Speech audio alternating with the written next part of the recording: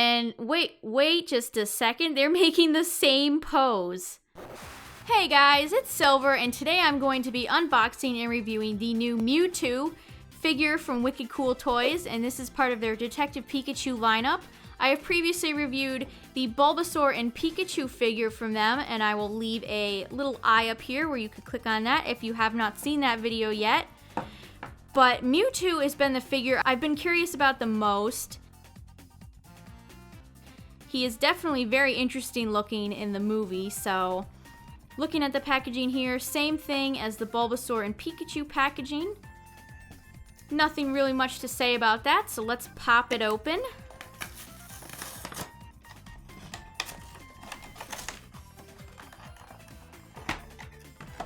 And just like last time, there's no insert or any extra in the packaging.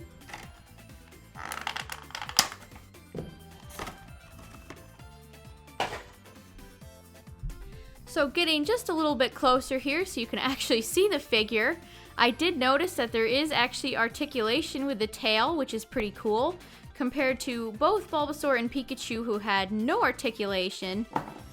So that's pretty neat. And I really like the spray effect that where the body meets the tail versus the spray effect for the cheeks on Pikachu. I think it looks a lot better on Mewtwo's body here. And you can see it in the back too. You can almost, like the Mewtwo, even Mewtwo's back looks kind of like alien and weird with how much detail you actually see in his body. Same thing with his feet. You can almost like, I guess those are like his bones. You can actually see like the skeleton. Really just goes to show what a great job they did with the design for Mewtwo. It's so fitting. And for a quick comparison, let's bring in the Mewtwo Tomy figure. And wait just a second, they're making the same pose. How did I not even notice that before? They're literally doing the exact same pose. That's really funny. I guess that's just your standard Mewtwo pose. But the Mewtwo Wicked Cool Toys is just a tiny bit bigger. You can see these two together. And I'll put them both together on the turntable in a little bit, so you can really see the differences. But I definitely like this figure a whole lot. I think this is probably my favorite figure of all of the Detective Pikachu line. I did look at all of the figures when I was in Target, and I really only purchased the two that I wanted, so Mewtwo and Bulbasaur really. And Mewtwo did not disappoint. This figure looks really fantastic. There is a tiny little paint transfer underneath his eye. I don't know if the camera will pick that up. Let's see. So that's really the only mistake I see on the figure. And the copyright information's right here. It's a shame they couldn't put it on the back, but you don't really see that, I guess. His foot kind of obscures it. But overall, this is a really fantastic figure. And now let's take it over to the turntable. So now you can see Mewtwo in all of its 360-degree view glory.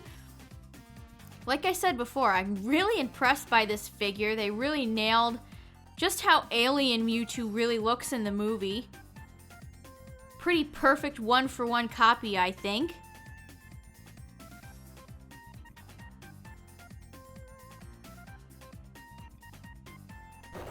And now let's get the Tomy figure back in so you can see them together.